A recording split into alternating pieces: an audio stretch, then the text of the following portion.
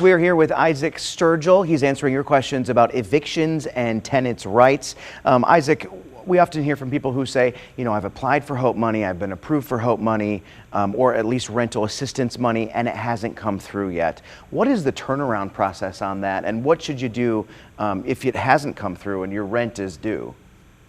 Yeah, I mean, it can take some time for that assistance to go out, and I think that the time frame on that has gotten better as time has gone on and as the infrastructure for these programs have been built. But I would advise people again to apply for rental assistance early. If you wait until you get served with court papers, the eviction court process actually happens pretty quickly in North Carolina. So the earlier you apply, the better. But if you've already applied and you're just wanting to check the status of it, you can try to call your caseworker with the program, like within the Guilford Cares program, for example. But again, we also have that clinic at the Greensboro Courthouse every Tuesday, and there are representatives from the rental assistance programs at that clinic. So if nothing else, if you can't get a hold of somebody on the phone or through email, you can drop by the clinic on Tuesday morning or afternoon to try to check the status of your application at that time. Someone texted us wondering, is there a cap on how much a landlord can increase your rent by?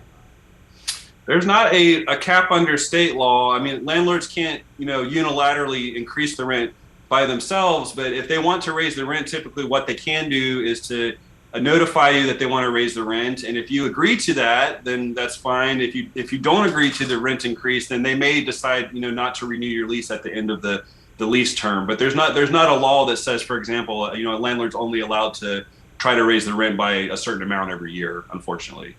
I'm hopeful that you're able to answer this. Someone texted us wondering, I've had several businesses call and offer to buy my house in any condition. Do you know what this is about?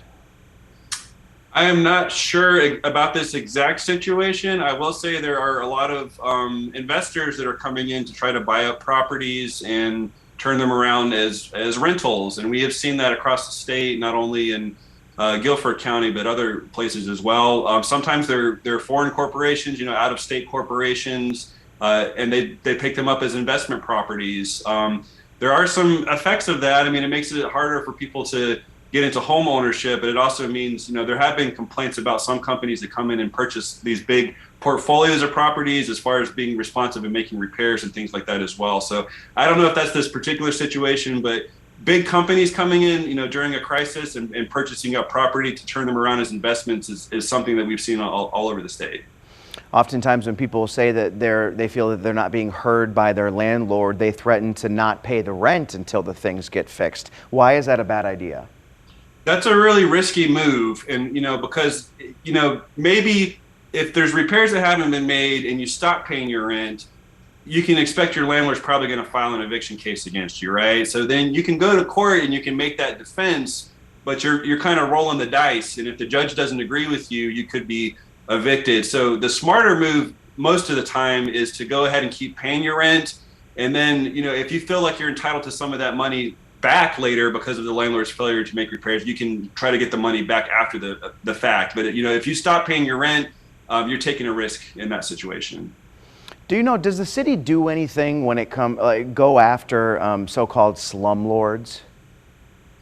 Well, I mean, any city that's got a housing code department, I mean, there are penalties if a landlord is found to be in violation of the housing code and does not make repairs quickly enough. They can be fined, and sometimes properties can even be condemned. So there is a process for that. We've talked about the rights that tenants have. What about landlords? What kind of rights do they have during all of this? Yeah, so I mean, landlords, I think the rental assistance piece is really made for the benefit of landlords and tenants. And so I know, where landlords are cooperating with tenants and using that resource, that's been very helpful for them. But, landlords do have the right in general for tenants to follow their lease agreement. And if the tenant doesn't follow that, the landlord can start the eviction process, whether that's, being late on the rent or whatever the case may be. But there is a legal process that landlords have to follow. They can't just change the locks without a court order or throw people's property out on the curb. They have to file an eviction lawsuit and they have to go through the court process. That's the only legal way to do it. How easy or difficult is it to break your lease if you're dealing with some sort of major issue? I mean, it can be really easy, and that's what we've seen. I mean, that's why we're getting more calls now for help from people being evicted than ever in the history of our organization. A lot of families with the rents being high, they're living paycheck to paycheck, and all it takes is, being sick or missing one paycheck to put them behind, and they may find themselves in eviction court. And a lot of landlords are willing to work with those families that have good relationships with them. But we are seeing a lot of people who have never been through the eviction process before that are experiencing it for the first time right now. We have about 30 seconds left. What would you say is the biggest misconception you hear about renting?